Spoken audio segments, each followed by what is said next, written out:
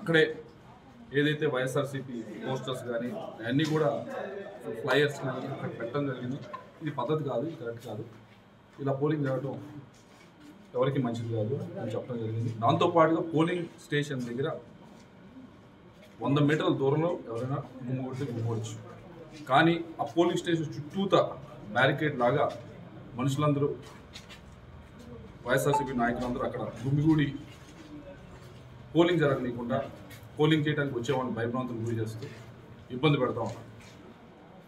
మేము అక్కడికి వెళ్ళడం జరిగింది. వెళ్ళినప్పుడు ఏదైతే నా కాన్వాయ్ వెహికల్స్ ఉన్నాయో వాటిని 2-3 అద్దాలు ధ్వంసం చేయడం జరిగింది. ఇది పద్ధతి కాదు, ఇది కరెక్ట్ కాదు. మేము క్లియర్గా చెప్పడం జరిగింది, ఇది సామరస్యంగా ఎలక్షన్ జరిపించుకుందాం, మేము గొడవ చేద్దాం లేదు, మీరు గొడవ చేద్దాం లేదు. కానీ ఇలా చేస్తే దీనివల్ల ఎవరికి ఉపయోగం లేదు. ఇది ఎస్కలేట్ అవడం తప్పించి ఇంకా పెద్దగా అవడం తప్పించి తగ్గేది లేదు. దొండపాడు గ్రామంలో పల్నాడు జిల్లా నర్సరావుపేట మండలం దొండపాడులో ఉద్రిక్తత ఏర్పడింది. టీడీపీ ఎంపీ అభ్యర్థి లావు శ్రీకృష్ణదేవరాయలు గ్రామంలోని పోలింగ్ కేంద్రం దగ్గరకు వెళ్లినప్పుడు వైసీపీ శ్రేణులు ఆయన వాహనాలపై దాడి చేశాయి. ఈ దాడిలో 3 వాహనాలు ధ్వంసం చేశాయి. ఎన్నికలు ప్రశాంతంగా జరిగేలా చూడాలని లావు శ్రీకృష్ణదేవరాయలు ఎన్నికల అధికారులను కోరారు. మరింత సమాచారం మా ప్రతినిధి శివ అందిస్తారు. శివ, చెప్పండి, ఈసీ అన్ని ఏర్పాట్లు పూర్తి చేసినప్పటికీ పోలింగ్ దగ్గర ఇలాంటి ఉద్రిక్త పరిస్థితులు ఎందుకు ఏర్పడుతున్నాయి? ఈసీ భద్రత విషయంలో వైఫల్యం చెందిందనుకోవచ్చా? అంటే ఖచ్చితంగా పోలీసుకు సంబంధించి రాష్ట్రంలో 14 అసెంబ్లీ నియోజకవర్గాలకు సంబంధించి కూడా హై సెన్సిటివ్ విలేజ్లుగా ప్రకటించింది. అయినప్పటికీ అదే నియోజకవర్గాల్లో గొడవ జరిగింది. ప్రస్తుతం మనం ఏదైతే ఇక్కడ ఉన్నామో కార్లకు సంబంధించి నర్సరావుపేట ఎంపీ కృష్ణదేవరాయలు కాన్వాయ్ వాహనాలు ఉన్నాయి. ఆయన కాన్వాయ్ వాహనాలకు సంబంధించి కూడా రాళ్ల దాడిలో పూర్తి స్థాయిలో ధ్వంసమైన సంఘటనలు కూడా మనం చూసుకోవచ్చు. ఏదైతే నర్సరావుపేట మండలం పమిడిపాడు గ్రామంలో ఉన్నాం, ఇక్కడ చూడొచ్చు మనం విజువల్స్లో కూడా రాయి ఉన్న పరిస్థితి కూడా కనిపిస్తూ ఉంది. ఏ స్థాయిలో రాయి ఉందో అలాగే దీనికి సంబంధించి మనతో ప్రత్యక్ష సాక్షి ఉన్నారు. సార్ చెప్పండి, అసలు ఏం జరిగింది? ప్రత్యక్షంగా మీరు చూశారు కదా. సాతులూరు మండలం దొండపాడులో ఎన్నికల పర్యవేక్షించడానికి శ్రీకృష్ణదేవరాయలు గారు వెళ్ళారు. వారితో పాటు మేము కూడా వెళ్ళాము. రాళ్లు తీసుకుని ధ్వంసం చేయడానికి 200 మంది కర్రలతో రాళ్లతో దాడి చేశారు. పోలీసులు పూర్తిగా దీన్ని నిర్లక్ష్యం వహిస్తున్నారు. వాళ్ళైతే సరిగ్గా ఎలక్షన్ చేయట్లేదు. దీన్ని మేము తీవ్రంగా ఖండిస్తున్నాము. దీనికి పర్యవసానాలు ఇంకా వాళ్ళు చూడాల్సి వస్తుంది. అది జరిగింది. సో ఇంకా మొత్తం 3 వాహనాలు అయినాయి చూసుకోవచ్చు. ఇక్కడ ప్రధానంగా ఏదైతే ఈ వాహనం ఉందో దీంట్లో కూడా దాదాపుగా చాలా పెద్ద రాయి దీంట్లో ఉన్న పరిస్థితి చూడొచ్చు. ఏ స్థాయిలో అంటే పూర్తి స్థాయిలో అన్నిటిని కూడా దీనికి చేసి నా పరిస్థితి కూడా కనిపిస్తూ ఉంది. సో ప్రధానంగా చూసుకుంటే ఏదైతే 3 వాహనాలకు సంబంధించి కూడా ఇక్కడ రాళ్ల వర్షం కురిసిన పరిస్థితి కనిపిస్తూ ఉంది. ప్రస్తుతం మనం ఎవరైతే ఎంపీ ఉన్నారో ప్రస్తుతం ఎంపీ కృష్ణదేవరాయలు మనతో ఉన్నారు. అసలు ఆయన అడిగి తీసుకునే ప్రయత్నం చేద్దాం. సో ఓవరాల్గా చూసుకుంటే సార్ ఒక్క నిమిషం సార్, రాష్ట్రంలో 25 పార్లమెంటు స్థానాలు ఉంటే ఏ పార్లమెంట్లో గొడవల? మీ పార్లమెంటు పరిధిలోని 4 నియోజకవర్గాలు గొడవలు ఏ రకంగా చూడాలి? దానికి ముందే మేము చెప్తా ఉన్నాం. అందుకే 4ని కూడా ఎక్కడ రాష్ట్రం మొత్తం మీద కూడా 4 అసెంబ్లీ కాన్స్టిట్యున్సీస్ సెన్సిటివ్ అసెంబ్లీస్కి ఎక్కడ నిర్ణయించలేదు, ఇక్కడే నిర్ణయించారు. మేము ముందు నుంచి చెప్తా ఉన్నాం ఇక్కడ గొడవలు అవుతాయి, ఇబ్బంది అవుద్ది అని చెప్తాను. అదే ఈరోజు క్లియర్గా అవుతా ఉంది. దీన్ని మరి పోలీసు వారు ఎలక్షన్ కమిషన్ వారికి ముందు నుంచి చెప్తానే ఉన్నాం. They should have reacted.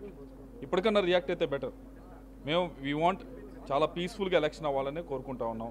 ఎందుకంటే చాలా ఫేవరబుల్గా టీడీపీకి ఎలక్షన్ జరుగుతూ ఉంది. దాన్ని ఏదో ఒక విధంగా స్లో చేద్దాం ఎలక్షన్ ప్రాసెస్ని.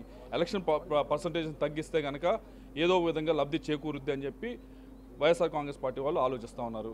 అది ఎట్టి పరిస్థితుల్లో జరగదు. ప్రజలు క్లియర్గా చూస్తూ ఉన్నారు ఏ విధంగా ఘోరాలు జరుగుతున్నాయి, ఏ విధమైన అటాక్స్ జరుగుతూ ఉన్నాయని చూస్తూ ఉన్నారు. ఇప్పుడే నా ఫోన్ వచ్చింది. భాష్యం ప్రవీణ్ గారి వైఫ్ మీద ఎక్కడైతే తిరుగుతూ ఉన్నాను ఏజెంట్ కింద అక్కడ పెదకూరుపాడులో ఆమె మీద కూడా ఏదో దాడి జరిగిందని ఇప్పుడే ఫోన్ కాల్ వచ్చింది. ఈ విధంగా క్యాండిడేట్స్ పైన క్యాండిడేట్ వెనకమాల ఉండే ఫాలోవర్స్ పైన వారిపైన ఏదో ఒక విధంగా భయభ్రాంతులు గురి చేయాలంటే ఇది కరెక్ట్ పద్ధతి కాదు. దీన్ని పోలీసు వారు కొద్దిగా సీరియస్గా తీసుకోవాల్సిన అవసరం ఉంది.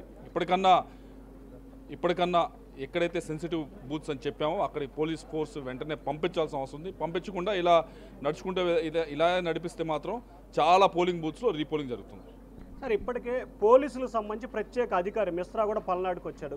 అయినప్పటికీ పల్నాడులో మాచర్ల ఐజీ పర్యటించారు. ఆయన వచ్చిన తర్వాత దాహనాలు జరిగాయి. అంటే ఇది పోలీసు వైఫల్యంగా తీసుకోవాలి, ఎన్నికల కమిషన్ వైఫల్యంగా తీసుకోవాలి? దానికి సమాధానం ప్రజలే చూపిస్తారు ఈరోజు ఓటేసి ఎవరి వైఫల్యం ఏంటో అని చెప్పి. ఇది మాత్రం ప్రజాస్వామ్యంలో డెమోక్రసీలో ఈ విధంగా ఓటర్లని భయభ్రాంతులకు గురి చేసి ఓటర్లని ఏదో ఒక విధంగా మనకి అగెనిస్ట్ వేస్తూ ఉన్నారు కదా అని చెప్పి పోలింగ్ బూత్ రానియకుండా చేసి లబ్ధి పొందాలనుకుంటే మాత్రం అయ్యే పని కాదు.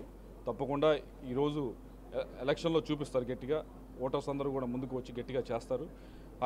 కానీ ఇది మాత్రం ఇంకొద్దిగా బెటర్గా కింద ఏదైతే సిఏ ర్యాంక్ వాళ్ళు, ఎస్ఐ ర్యాంక్ వాళ్ళు వీళ్ళందరూ కూడా గడిచిన 3-2 సంవత్సరాల నుంచి ఇక్కడే ఉన్నారు. వారికి సిఏ, ఎస్ఐ వీళ్ళందరూ కూడా చాలా చోట్ల కాంప్రమైజ్ అయిపోయారు అని చెప్పి మేము ఎప్పటి నుంచో కంప్లైంట్ చేస్తా ఉన్నాం. ఈ రోజు అది క్లియర్గా కనిపిస్తూ ఉంది.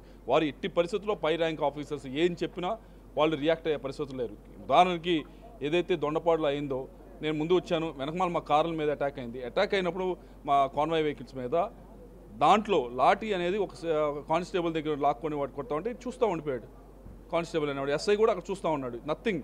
సిఐలు, కింద ర్యాంక్ వాళ్ళు ఇప్పటికన్నా వాళ్ళు డ్యూటీ స్టార్ట్ చేయకపోతే ఇది చాలా ఎస్కలేట్ అవుద్ది. చాలా ఇబ్బందులు అన్ని గ్రామాల్లో ఇదే ఇబ్బందులు. మేము ఇంకా సమన్వయం పాటిస్తామని చెప్తాం. వద్దు మనకి ఎలక్షన్ ఫేవరబుల్గా అవుతా ఉంది, మనం శుభ్రంగా ఓటింగ్ చేసుకుందామని చెప్పి మేము సమన్వయం పాటిస్తాం.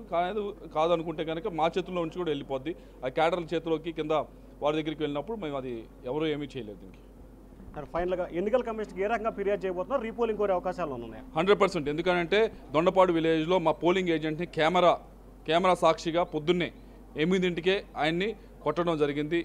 లోపల పోలింగ్ బూత్ లోపల కొట్టడం జరిగింది. కొట్టి బయటికి పంపించడం జరిగింది. ఆయనతో కంప్లైంట్ చేయించిపోతా ఉన్నాం. ఏజెంట్ కూర్చోలేని పరిస్థితి ఈరోజు దొండపాడులో ఉంది కాబట్టి ఎట్టి పరిస్థితులు రీపోలింగ్ జరగాలని చెప్పి మేము కంప్లైంట్ అయిపోతాం. సో ఇది మొత్తం మీద మనం ఒకసారి కార్లు చూసుకోవచ్చు. మొత్తం 3 కార్లలో ధ్వంసం చేసిన సంఘటన కనిపించవచ్చు. 1 కాదు, 2 కాదు, 3 కార్లని ధ్వంసం చేశారు. 3 కార్లకు సంబంధించి కూడా తాము ఇప్పటికే రాష్ట్ర ఎన్నికల కమిషనర్కి ఫిర్యాదు చేశాము.